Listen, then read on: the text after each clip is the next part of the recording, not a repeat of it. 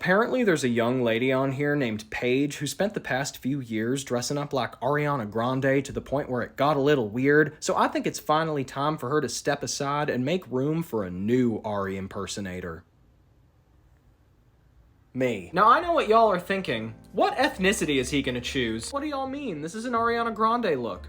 Of course we're going with plausibly Caucasian. I do think the look needs a lot of bronzer, just because I'm so pale. I definitely think a more cool-toned contour is gonna be necessary as well. Honestly, Ariana Grande has had so many different looks, it's kind of hard to know exactly how to tackle her makeup, but I think once we set all this cream, we can go back over everything with more like red tones. For the eyes, it actually kind of looks like she started with her concealer shade in here. I might be totally making the wrong decision here, but I feel like I'm not. At least if I'm dead wrong, you'll know to never do this yourself. And then she has this like reddish brown color that starts like right here. I actually think it's a little more red than this, so I'm going back over it with like, yeah, that color. Now that it's packed on like this, I'm just gonna blend the hell out of it. Which actually ends up looking pretty on point. And then we hit it with eyeliner, which is the scariest part. This is one of those looks that goes around like the entire eye, which is very difficult for me. Say what you want, but at least you know I'm gonna crush that Republican makeup trend next. Yeah, this is definitely more like Ariana Grenade.